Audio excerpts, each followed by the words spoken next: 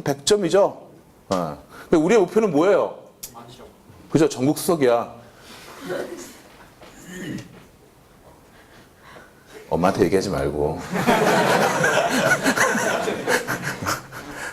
가서 굳은 결의로 그냥 엄마 나 올해 전국 수석 할 거야. 그건 맞을지도 모르잖아.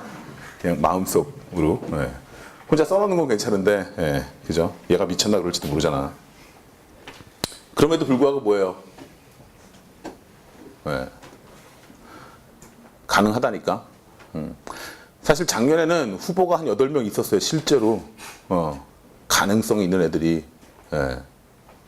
근데 그 전년 성적은 정말 처참했지만 실력적으로는 가능한 애들이 꽤 있었다고. 근데 올해도 마찬가지예요.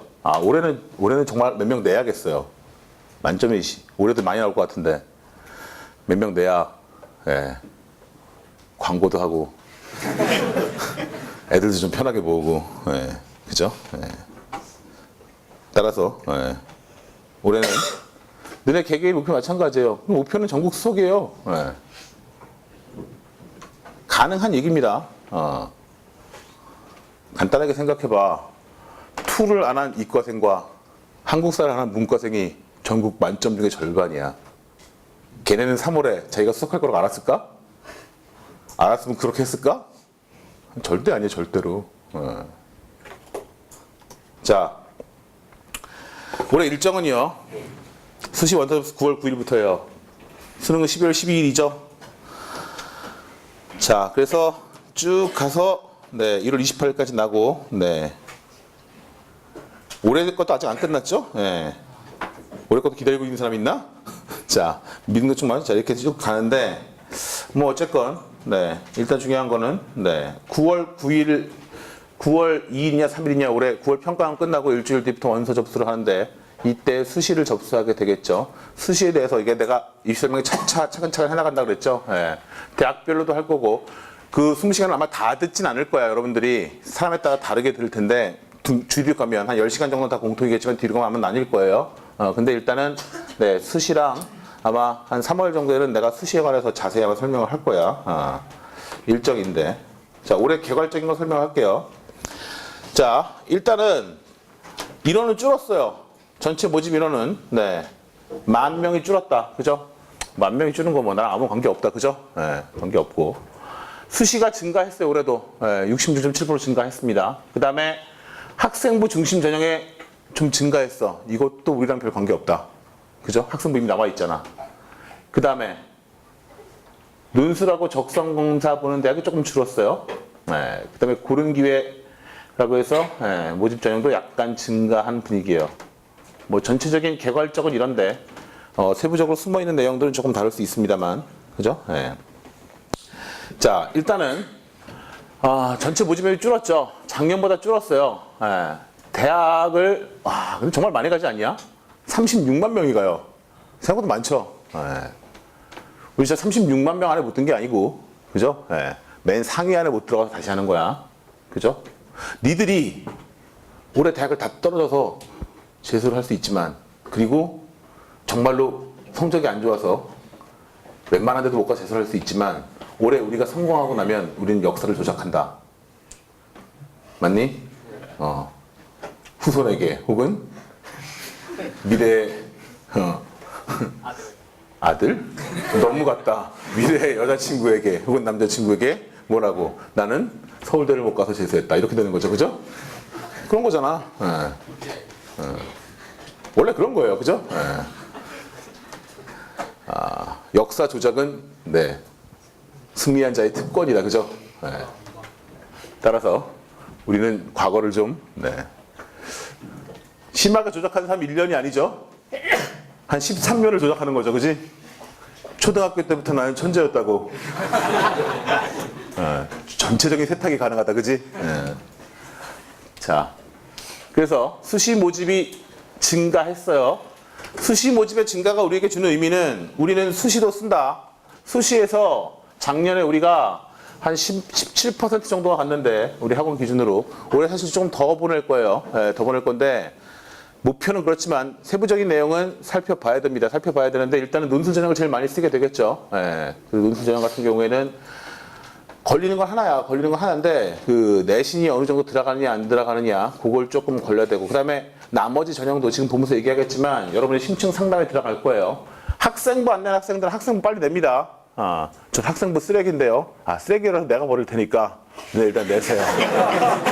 알았죠?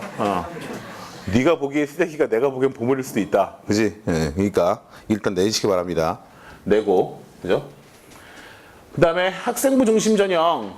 학생부 중심 전형은 이거는 네.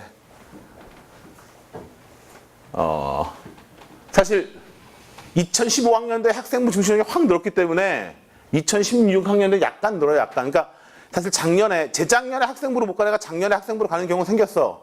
근데 작년에 학생부로 못 간 애가 올해 학생부로 가는 경우는 별로 많지는 않을 텐데 너네가 올해 학생부를 쓴다는 얘기는 성적이 안 올랐다는 얘기니까 그잖아. 에이 도저히 안 되겠다. 학생부라도 쓰자. 뭐 이런 얘기니까 뭐 우리 고려의 대상에서 지웁시다. 그죠? 학생부 전형은 그 다음에 내신이 우리가 매우 좋은 학생이 현재 없어요. 내신이 1점대 초반이나 이런 학생이 없기 때문에 내신은 지우자. 학생부 중심 전형은 빼겠습니다.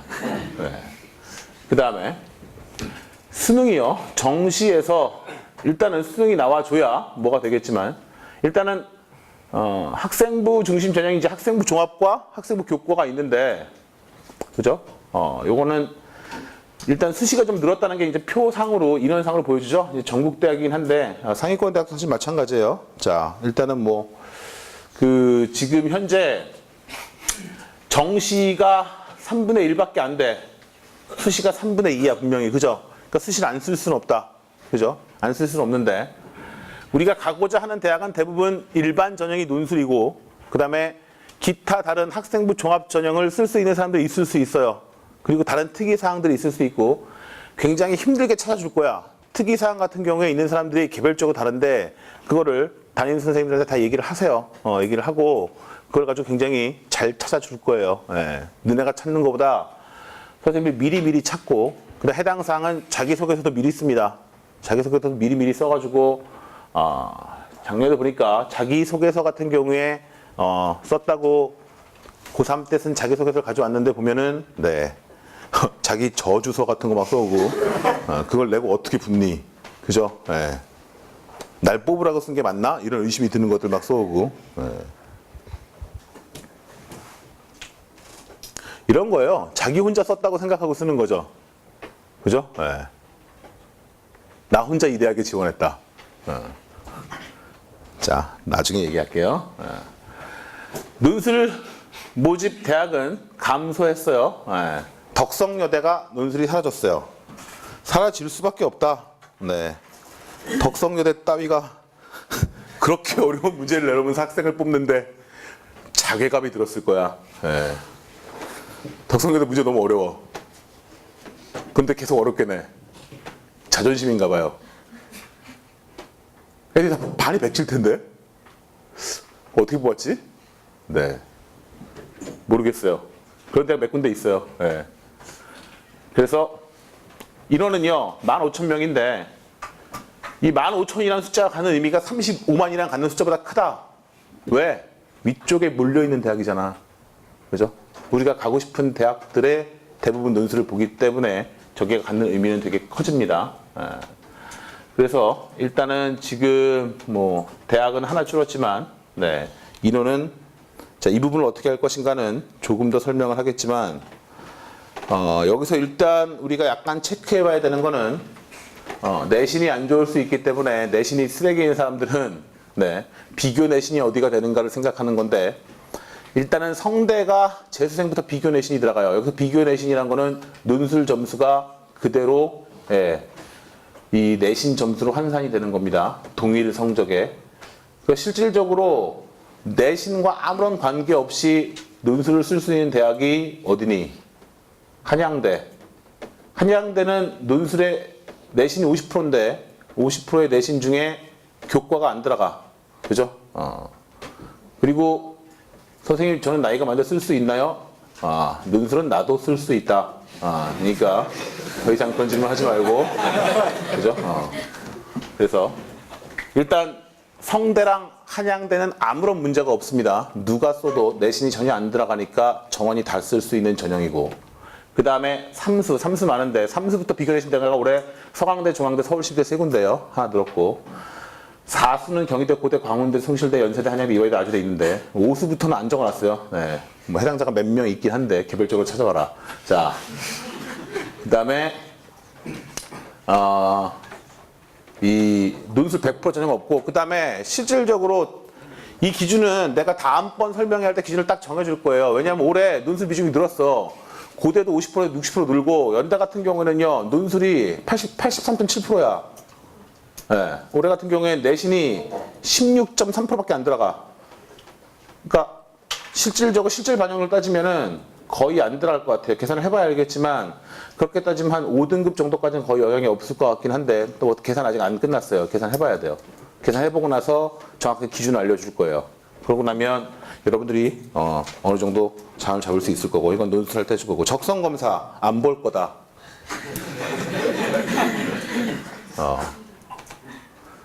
내 말을 지킬 수 있도록 도와다오. 8월에 가서 우리 적성 대비반을 해야 되지 않니? 이런 말 하지 않도록. 작년에 안 했다. 참고로. 네.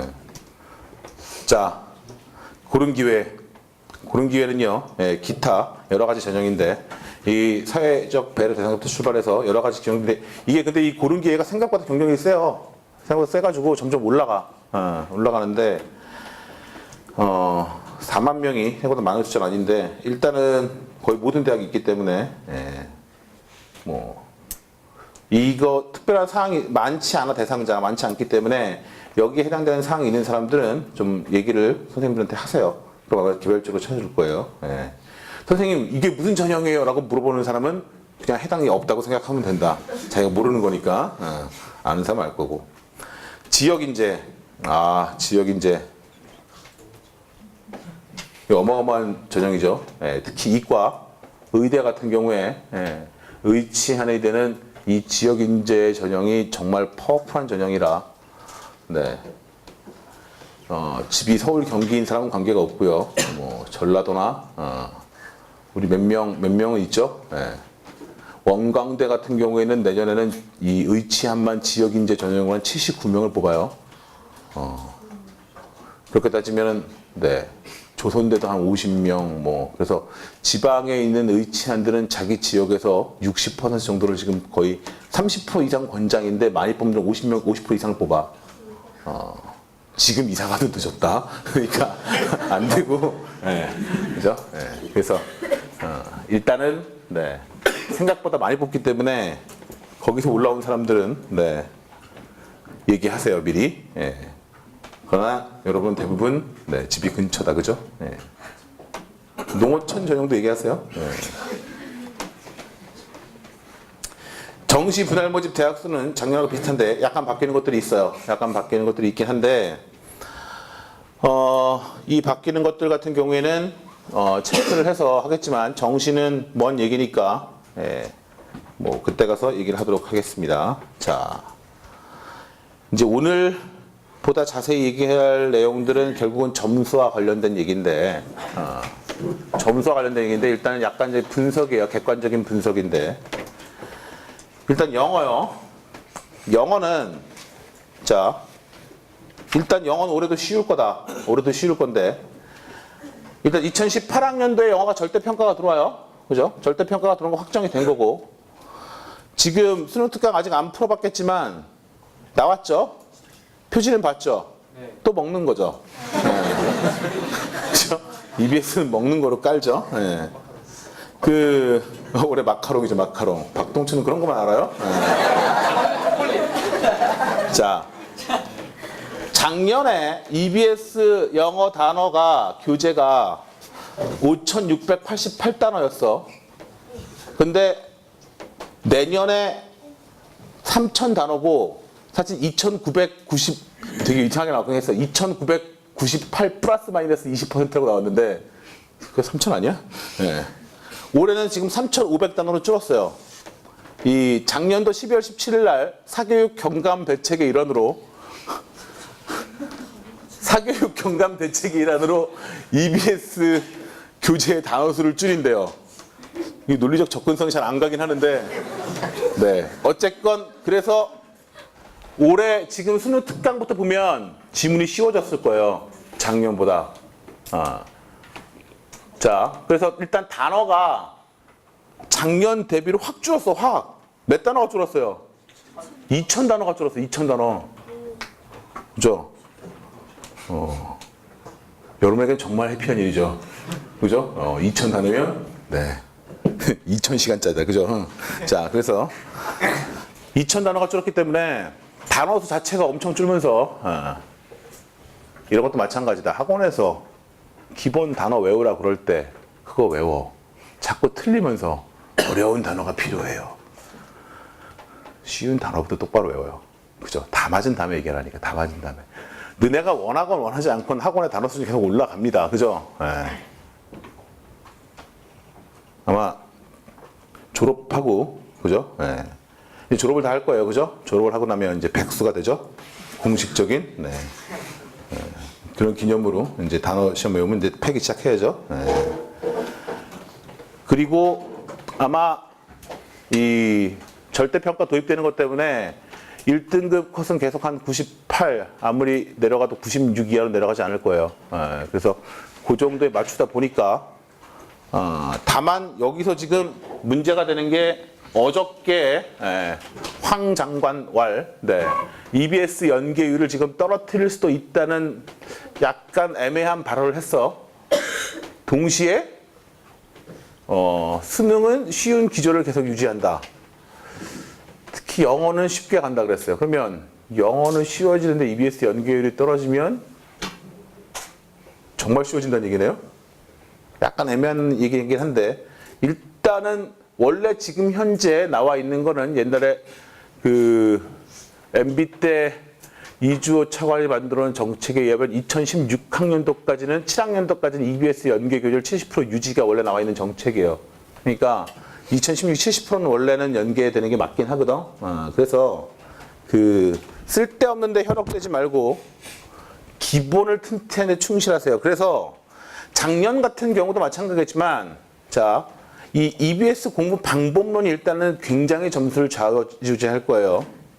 그리고 맨 아래 써 있지만 N제가 연계 교재에서 빠졌습니다. N제가 빠져가지고 연계 교재가 총 5권이에요. 그러니까 작년보다 훨씬 더 공부할 게 줄었다. 그죠? 줄었으니까 작년도 애들 보면 그 팜 1기 같은 경우에 만점자 수는 9배 늘었어요. 1등급 인원 13배 늘었어요. 여기서 사실은 기존 다니던 작년에 이제 수능을 본 애들한테 물어보면 이제 선생님들이 굉장히 애들이 싸가지 없이도 선생님들이 정말 잘 가르쳐주고, 네, 사실 예상 문제도 정말 많이 맞춰주고 영어 그랬는데, 그럼에도 불구하고 굉장히 싸가지 없이 이 자식들이 대답한 거는, 세미나가 진짜 큰 도움이 됐어요. 스타디 그룹이 이런 얘기를 진짜 많이 하는데, 사실은 사실인 것 같아요. 네. 아니, 왜냐하면 일단 기본적으로 방법론을 알려주잖아. 영어 같은 경우에 선생님들 방법론을 굉장히 꼼꼼하게 알려준단 말이야. 근데 그걸 다 체크할 수가 없어. 학원에서 우리가 작년에 여름부터 봄 좀 지나서부터는 스타디 그룹을 짜줬어요. 그래서 영어 같은 경우는 애들이 그래서 스타디 그룹을 한 100명, 우리 200명 중에 보통 한 110명 정도가 스타디 그룹을 했는데, 스타디 그룹, 특히 영어를 한 조 같은 경우는 보통 거기서 한 80% 정도는 애들이 영어를 만점을 받았어요, 진짜로. 그래서 이거를 거의 완벽하게 선생님이 가르쳐준 대로 확인하고 외우는 작업들을 스스로 계속 반복한 거예요. 그 EBS를 6권 거의 통째로 외웠어요.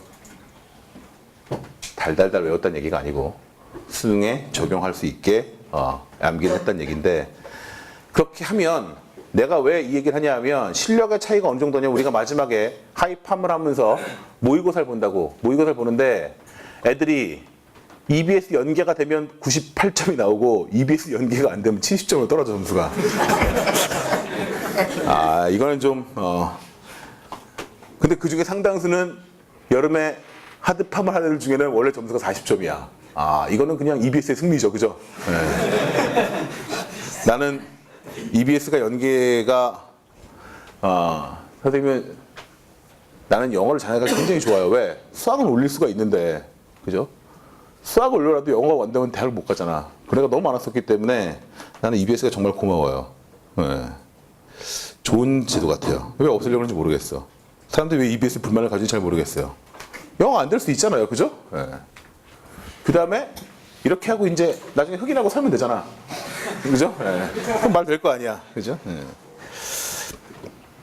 그리고 따라서 EBS 공부를, 그러니까 그 전에 EBS를 똑바로 공부할 수 있게 정확한 기본적인 거를 갖다 되짚어 놓는 게 과정이 굉장히 중요하고, 그렇죠? 그래서 일단은 영어는 기본과 응용으로 나눴을 때 기본적인 내용이 부족한 사람은 그걸 빨리 채워야 되고, 그 다음에 여기 3,000단어라는 게 착각하면 안 되는 게 보이, 애플 이런 거 합쳐서 3,000단어 아니야. 3,000단어만 가지고 책을 만들었다는 얘기가 아니야. 뭐예요? 그래서 이 기본 단어 빼고, 따라서요, 너네가 빨리 아주 기본적인 단어 같은 경우 외워주는 게 중요합니다. 그래서 영어는 일단 공부하는 방법이 되게 중요해. 그래야 점수를 올릴 수 있어. 자, 그 다음에 수학이요. 수학은 논란이 많다. 논란이 많은데, 일단은 수학도 연계 교재는 바뀌었어요. 수능 완성이 한 권으로 바뀌었다.